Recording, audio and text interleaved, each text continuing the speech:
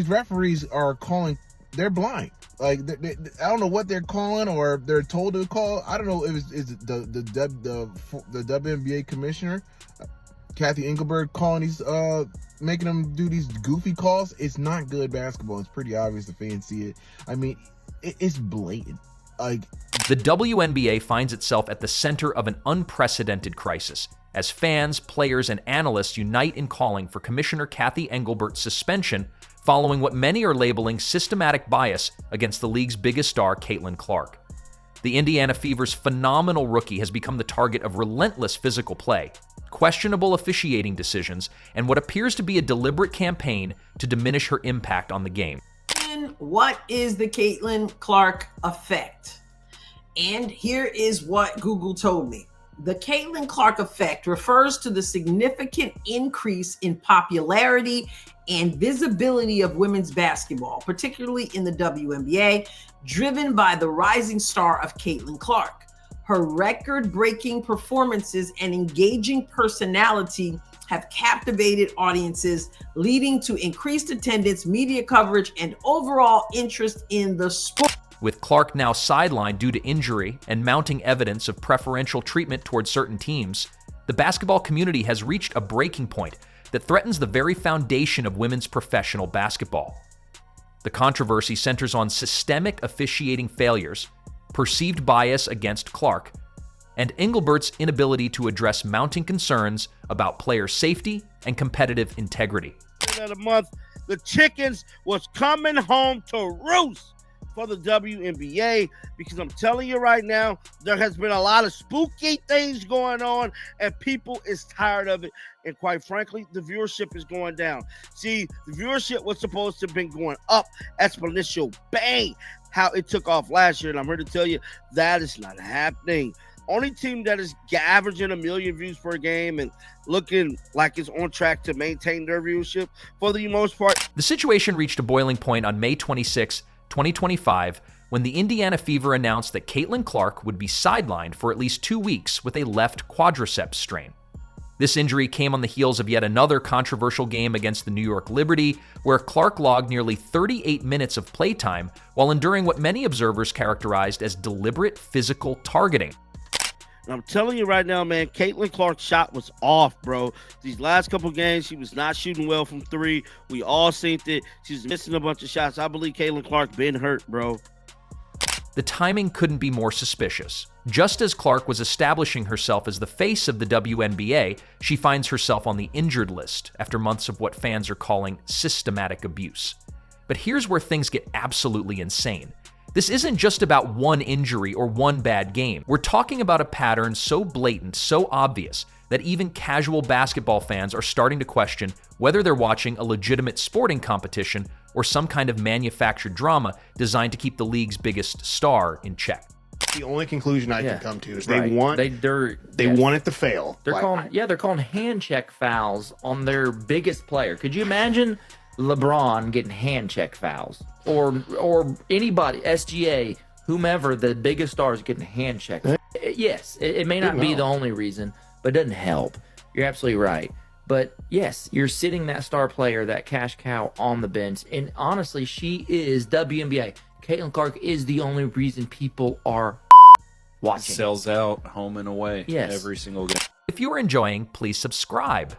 Clark's treatment contrasts sharply with the league's marketing reliance on her stardom. While Angelbert praised Clark's transformative impact on WNBA revenue and media deals, her administration allowed referees to permit excessive physicality against her.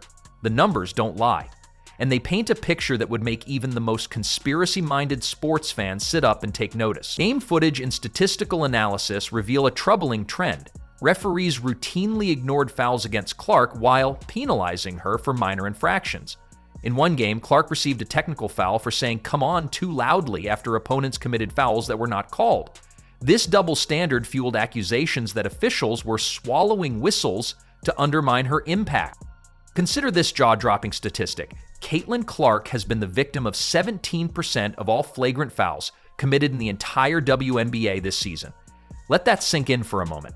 One player in a league with hundreds of athletes has absorbed nearly 1/5 of the most serious fouls the game has to offer. But it gets even more ridiculous. 80% of those flagrant fouls against Clark have come from a single team, the Chicago Sky. What are the odds of that happening by pure chance? Practically zero. You'd have better luck winning the lottery while being struck by lightning on a leap year. This isn't basketball, this is targeted harassment with whistles and uniforms. Finally, a player that's worth paying the money for. Caitlyn Clark comes along. What do, WNBA? You beat her up. You treat her like crap. You treat her like she's dog doo-doo, dude. I never seen this in any sport, bro. Nice. The data tells a story that the WNBA's leadership seems desperate to ignore. According to comprehensive analysis of the 2024 season, there were 35 flagrant fouls called throughout the entire league.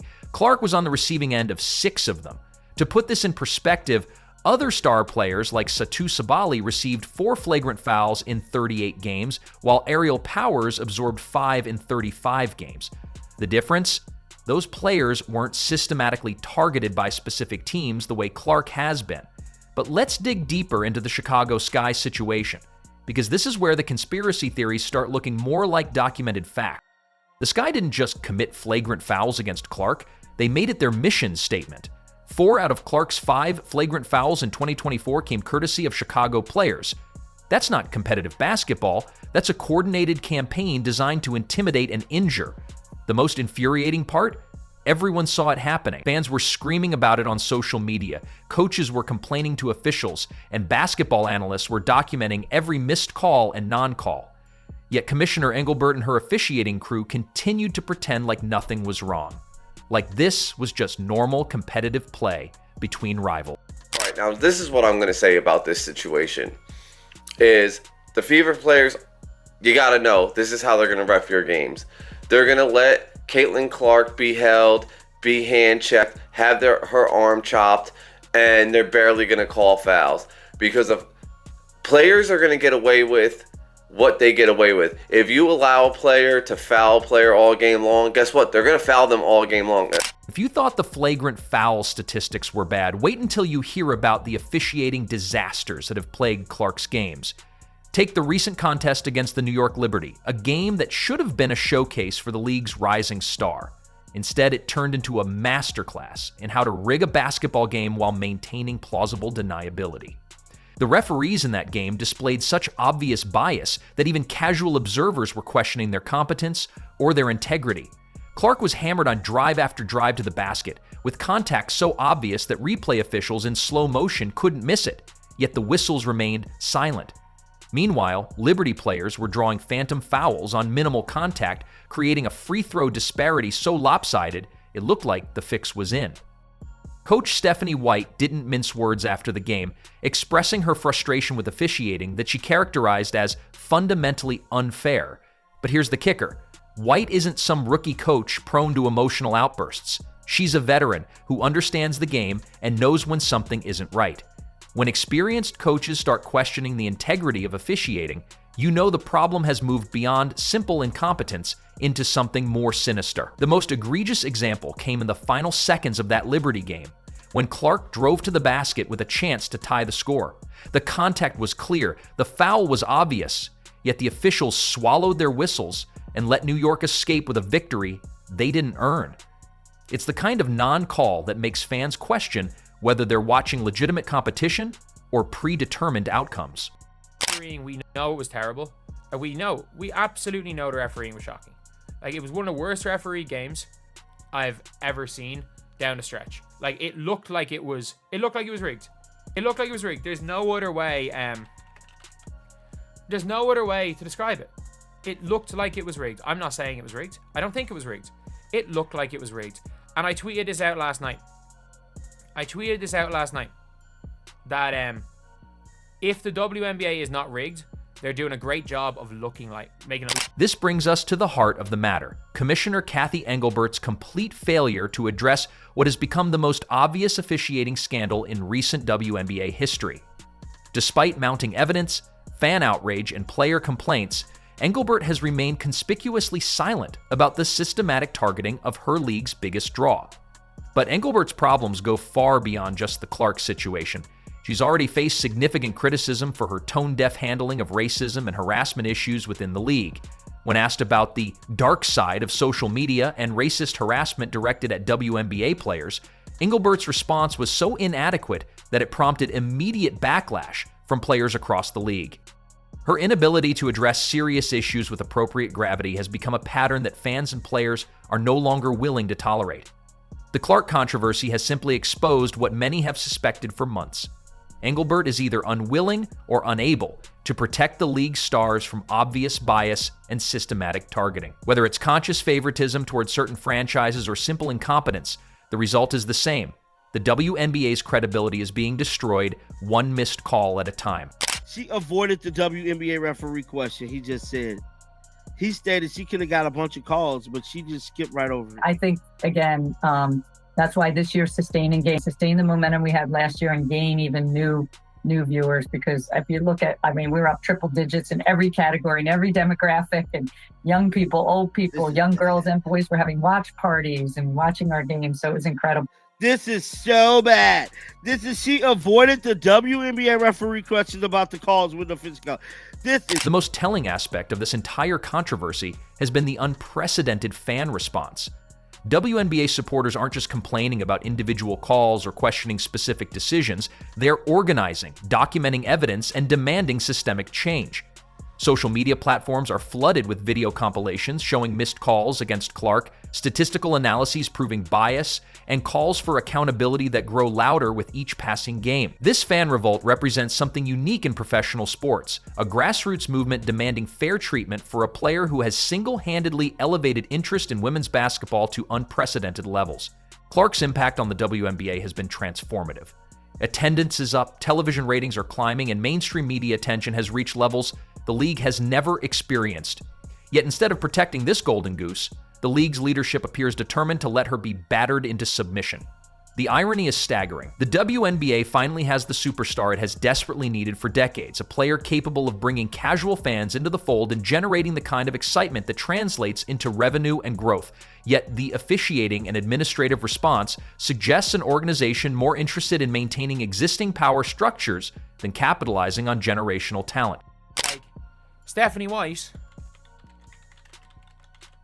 she just admitted that she got fined. For what? She just got fined for saying she wants the officiating to be fair. She said... What makes this situation so devastating for the WNBA is the timing.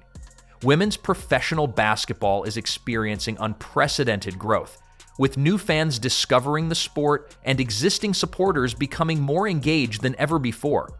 Clark's rookie season was supposed to be a celebration of this progress, a coming-out party for a league ready to take its place among major professional sports. Instead, we're witnessing a slow-motion disaster that threatens to undermine everything the WNBA has worked to build.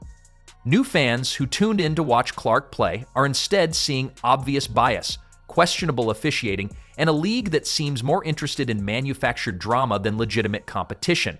These aren't lifelong basketball fans who will stick around despite poor officiating. These are casual observers who will simply find something else to watch if the product feels rigged. The Clark injury serves as a perfect metaphor for the league's broader dysfunction. Here's a player who has brought more attention and excitement to women's basketball than anyone since Diana Taurasi. Yet she's been systematically targeted and physically abused to the point where she's now sidelined with an injury that could have been prevented with proper officiating. The reason why the merch sales are what they are, the reason why there's such potential for the future is because Caitlyn Clark can flat out play basketball. She is that one. She really is. And if you didn't realize it before she got injured, you certainly realize it right now, unless you're putting blinders on and absolutely pretending. The Caitlyn Clark effect is all those things that I said, but those things all hinge on the fact that she is a basketball talent unlike we have ever seen in the women's basketball. The calls for Commissioner Angelbert's suspension aren't just emotional reactions from frustrated fans. They represent a legitimate demand for accountability from a leadership structure that has failed at the most basic level. Multiple sources within the league have suggested that pressure has been mounting behind the scenes, with team owners and executives reportedly questioning Angelbert's handling of various controversies. Whether or not Angelbert is ultimately suspended or forced to resign, the damage to the WNBA's credibility may already be irreversible.